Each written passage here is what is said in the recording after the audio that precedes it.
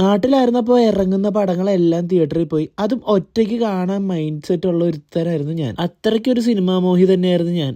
ഇവിടെ വന്നതിന് ശേഷം UK വന്നിട്ട് ഇത് ആദ്യമായിട്ടാണ് ഇവിടുത്തെ തിയേറ്ററിൽ പടം എക്സ്പീരിയൻസ് ചെയ്യാൻ വന്നേക്കുന്നത്. തുടരും തിയേറ്ററിൽ പോയി എക്സ്പീരിയൻസ് തന്നെ ചെയ്യണമെന്ന് വലിയൊരു ആഗ്രഹമായിരുന്നു. അതുകൊണ്ട് തന്നെ തിയേറ്ററിൽ സത്യം പറഞ്ഞാൽ ഇങ്ങനൊരു ലാലേട്ടൻ പടം ഇറങ്ങിയിട്ട് തന്നെ കുറെ ആയല്ലേ.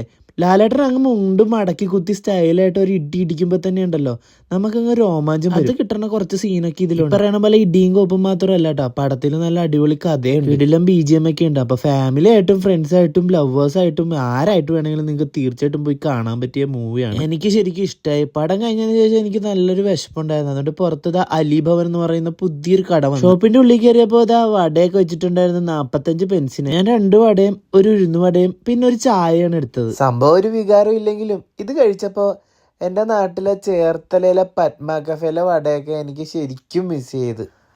അപ്പൊ ഇത്രയൊക്കെയുള്ള മക്കളെ. അടുത്തൊരു വീഡിയോ ആയിട്ട് വരുന്നവരേക്കും this is bye from Ashwin.